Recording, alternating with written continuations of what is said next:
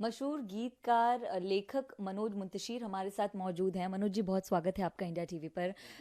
कल सीएम योगी जी की बैठक हुई, आप भी उसमें शामिल थे। आपकी स्पीच हमने देखी, आपने उनके काम की भी सराहना की है, लेकिन एक तरह से राजनीति भी इसको लेकर हो रही है।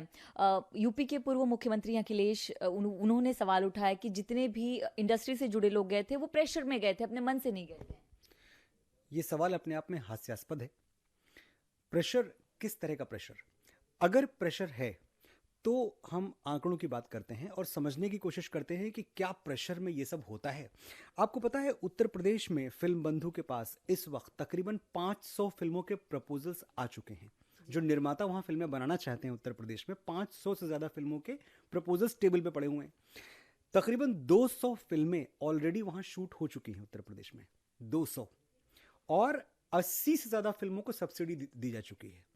आप भारत में जितने भी स्टेट्स हैं जो फिल्म फ्रेंडली होने का दावा करते हैं, कोशिश सब कर रहे हैं, ऐसा नहीं कि कोई कोशिश नहीं कर रहा, लेकिन करके किसने दिखाया? उत्तर प्रदेश ने करके दिखाया। 80 फिल्मों को सब्सिडी देना ये मजाक है। 80 फिल्मों की सब्सिडी दी जा चुकी है। और अभी आप देखें, सिंगल विंडो क्लियरेंस है उत्तर प्रदेश में। आपको फिल्म बनानी है, सिंगल विंडो, एक जगह पे आप जाएंगे और एक जगह पे आपके सारे सवालों के उत्तर हैं। सारे सवालों, आपका लोकेशन से लेके, आर्टिस्ट से लेके, टेक्नीशियन से लेके, जो कुछ भी आप चाहते हैं। कहीं आपको नौकरशाही में नहीं फंसना, कहीं ब्यूरोक्रेसी नहीं है, रेड टेपिज्म नहीं है, लाल फीताशाही नहीं है, राजनीति नहीं है। पुलिस आपको सपोर्ट करती है, प्रशासन आपको सपोर्ट करता है। और ये मैं इसलिए कह रहा हूं क्योंकि मैं इंडस्ट्री में इनसाइडर हूं। कम से कम मेरी लिखी हुई जो फिल्में, जिनके गाने मैंने लिखे हैं और जिनके संवाद मैंने लिखे हैं, विक्रम वेदा भी हमने वहाँ शूट की। 25 फिल्में मैं जानता हूँ जिनसे मैं डायरेक्टली जुड़ा रहा हूँ, जो वहाँ शूट हुई हैं। तो आज तक किसी निर्माता ने, जब हम कभी चाय पीने बैठे हों, जब हम बातें कर रहे हों, तो लोगों के चेहरे पे हमेशा एक मुस्कुराहट थी कि बड़ा अच्छा, बड़ा स्मूथ एक्सपीरियंस रहा है शूट करने का वहाँ।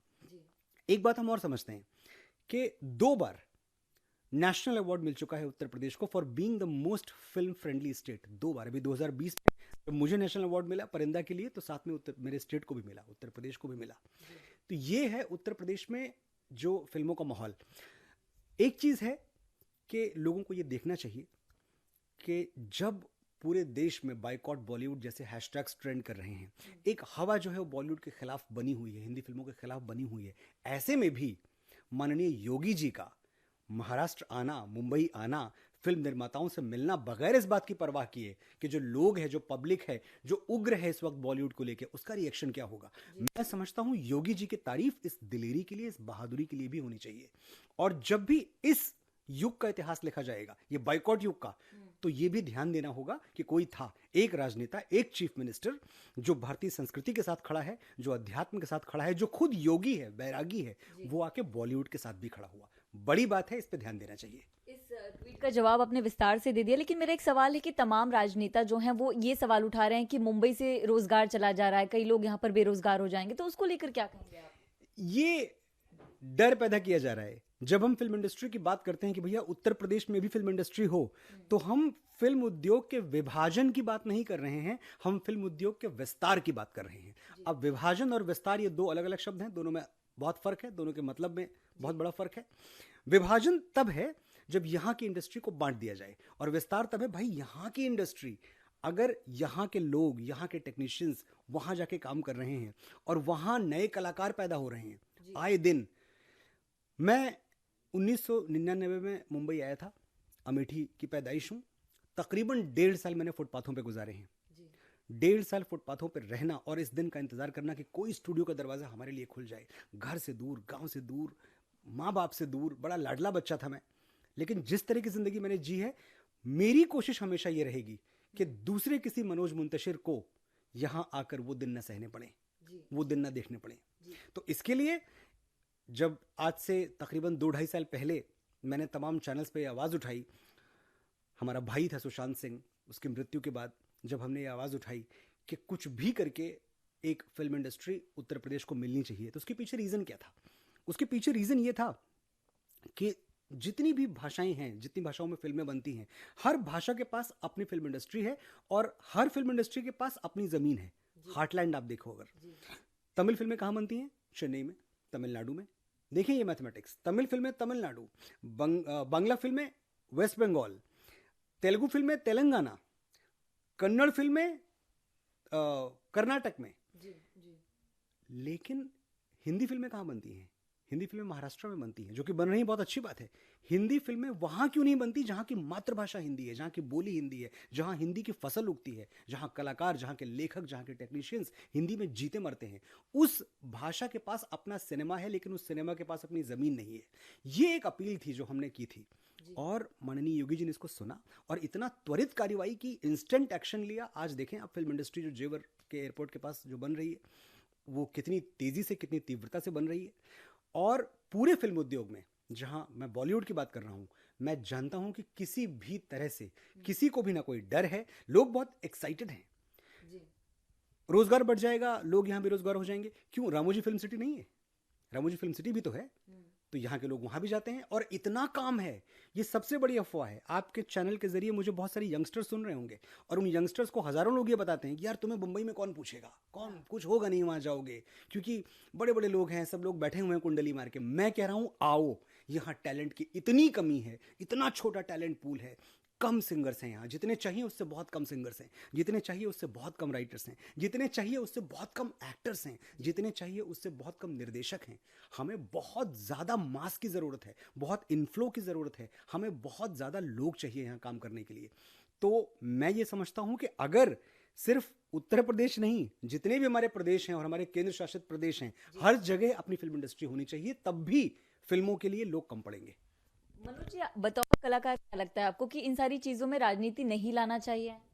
बिल्कुल नहीं लाना चाहिए, बिल्कुल बिल्कुल नहीं लाना चाहिए। आप कला को राजनीति से दूर रखें। भाई, कला का राजनीति से संबंध क्या है? कला जो है हमेशा एक बागी तेवर की चीज होती है। जब एक आर्टिस्ट कोई बात कहता है, तो कभी शायरी का एक, मैं तो एक पोएट हूं, और कवि और कविता के लिए एक बड़ा एक मूल मंत्र है कि मैं वो नहीं लिखना चाहता जो है। वो तो समाचार हो गया, वो तो आप दिखाएंगे, वो तो न्यूज़ है कि भाई ऐसा हो रहा है। मुझे लिखना ही नहीं है क्या हो रहा है, मुझे वो लिखना है जैसा होना चाहिए। सपने देखना मेरा हक है, मेरा अधिकार है।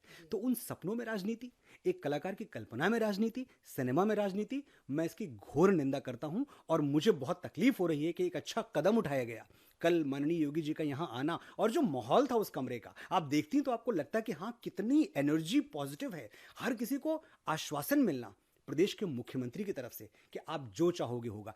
एक प्रोड्यूसर थे, उन्होंने बातों बातों में यहां तक कहा कि लोकेशन के लिए हमें प्रॉब्लम हो रही थी इस स्टेट में, और भारतवर्ष में ऐसा कौन सा स्टेट है जिसका मुख्यमंत्री एक फिल्म मेकर को लोकेशन के लिए व्यक्तिगत तौर पर मदद करे? अच्छा भाई, लोकेशन नहीं मिल रही आपको, हम अरेंज करते हैं आपके लिए।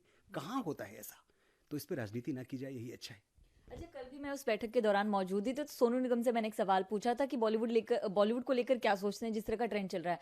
तो उन्होंने कहा कि सबसे पहले मैं चाहता हूँ कि बॉलीवुड शब्द ना इस्तेमाल हो, बॉलीवुड का नाम कुछ बदला जाए। तो इसको लेकर आप क्या सोचते हैं? बिल्कुल सही है। बॉलीवुड हम for the lack of any better word बोलते हैं, लेकिन बॉलीवुड सही शब्द नहीं है, क्योंकि बॉलीवुड बोलते ही लगता है कि हम हॉलीवुड की सस्ती कॉपी हैं। हम ओरिजिनल इंडस्ट्री हैं, हम मौलिक इंडस्ट्री हैं, हम में किसी तरह का कोई हम कॉपी कैट्स नहीं हैं।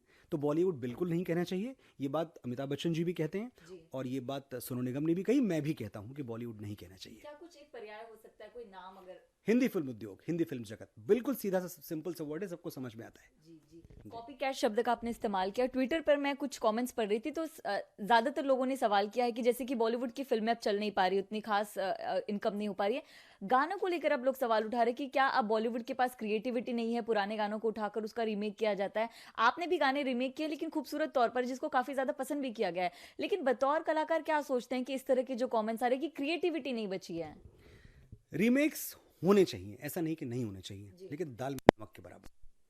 ये सच है कि रीमेक्स बहुत ज्यादा हो गए हैं। यहाँ जो लोगों का गुस्सा है, जो उनकी नाराजगी है, एकदम जायज है। और मैं बतौर कलाकार ये जिम्मेदारी अपने कंधों पे भी लेता हूँ। लेकिन अगर आप मेरी हिस्ट्री उठा के देखेंगे, तो मेरा जो रीमेक का रेशियो है वो 100 में से 10 का है। अगर मैं 100 गाने कर रहा हूँ तो मैं 90 ओरिजिनल करता हूँ। ओरिजिनल गानों में खतरा बहुत है, चलने का, ना चलने का, हिट हो, फ्लॉप हो। रीमेक में लगभग एक गारंटी होती है कि हाँ, एक बेसिक तो गाना चल ही जाएगा। इसके बावजूद मैं 10 गाने ही करता हूं जो रीमेक हो, 90 गाने मैं ओरिजिनल करता हूं, और यही अनुपात होना चाहिए। रीमेक का फायदा भी है एक, जो कि मैं बताना चाहता हूं लोगों को। रीमेक का फायदा ये है, आप इससे हमेशा नाराज हो जाते हैं, जैसे रीमिक्स की बात आती है, रीमेक की बात आती है। नाराज ना हो आप एक दूसरा पॉइंट ऑफ व्यू समझें कि मेरे रश के कमर, ये गाना कहीं तहों में दबा हुआ था। इतना खूबसूरत गाना नुसरत फतेह अली खान साहब का बनाया हुआ, लेकिन था कहीं पड़ा हुआ था। उसको दोबारा सर्कुलेशन में ले आए ना हम, जब हमने उसको रिक्रिएट किया, आज की भावभंगिमाएं दी, आज के अनुभव दिए, आज के शब्द दिए, आज का ऑर्केस्ट्राइजेशन दिया, आज का साउंड दिया। तो जो चीज़ें खो चुकी हैं, जो चीज़ें आज के बच्चे नहीं जानते, मेरे रश के कमर पे 7 साल का बच्चा झूमता है ना, तो वो गाना दोबारा जिंदा हुआ कि नहीं हुआ? ऐसे कितने गाने, मतलब मैंने कम से कम मुझे लगता है 30 से 35 गाने जो मैंने रीमेक किए, लगभग सारे बहुत बड़े हिट्स हैं। जिम्मेदारी ये है कि जब आप रीमेक करें तो आप उसको ये चैलेंज ना करें कि आप ओरिजिनल से अच्छा बनाओगे। ओरिजिनल ओरिजिनल है, आप उसका रीमेक कर ही इसीलिए रहे हो क्योंकि वो ऑलरेडी बहुत अच्छा है। तो आपका काम क्या है एक कलाकार के तौर पे? आपका काम ही आप नयापन ले आओ, खाली आप उसमें 2022 ले आओ। गाना 1957 का है, आप उसमें 2022 कैसे ले आओगे, इतना सा काम है आपका। इससे ज्यादा कोई अहंकार, कोई गुरूर कि उन लोग को तो नहीं आता था, हम करके दिखाएंगे। आपको करके दिखाना तो अपना खुद का बनाओ ना यार। तो जब हम उनका गाना लेते हैं, पहले उनको प्रणाम करते हैं, उस्तादों को, बड़े बड़े लोगों को, गुरुओं को, जिन्होंने वो गीत बनाया है। और उसके बाद हम कहते हैं कि देखिए सर, अगर 2022 में गीत बनता तो इसका साउंड ये होता, तो इसमें शब्द ये होते। बस इतना ही काम है हमारा। बहुत बहुत शुक्रिया आपका, ढेर सारी हमने बातें की। जाते जाते मैं एक कुछ कविता या किसी गाने का अगर 2 लाइन अगर आप हमारे दर्शकों को हैं, क्योंकि कल की बैठक में भी हमने आपकी स्पीच को सुना, बहुत सराहनीय चीजें आप कह रहे थे। इस माहौल को लेकर, एक नेगेटिव माहौल है, उसको अगर सकारात्मक तौर पर बदलना है तो क्या कुछ अगर आप हमारे दर्शकों को जाते जाते सुनाएं। हम सपने देखते हैं, हम वो लोग हैं जब दुनिया की सारी हकीकतें तल्ख हो जाती हैं, कड़वी हो जाती हैं, हम तब भी सपने देखते हैं। जो पत्थरों में जुबान ढूंढे, हम वो चीज हैं दोस्त, है मर्ज ख्वाब सजाना तो हम मरीज हैं दोस्त। हमें ये मर्ज भी स्वीकार है जी। जो पत्थरों में जुबान ढूंढे, हम वो चीज हैं दोस्त, है मर्ज ख्वाब सजाना तो हम मरीज हैं दोस्त। हमें कहानियां लिखने दो बहते पानी पे, ये बेवकूफियां हमको बहुत अजीज हैं दोस्त। नसीहतें नहीं सुनते, न सबक लेते हैं, मैं क्या करूं कि मेरे ख्वाब बदतमीज हैं दोस्त। ये बदतमीज सपने मैं देखता रहूंगा और उत्तर प्रदेश का हर कलाकार देखता रहेगा जी। बहुत बहुत शुक्रिया आपका। कैमरा पर्सन प्रतीक जाधव के साथ मैं नम्रता दुबे, इंडिया टीवी मुंबई।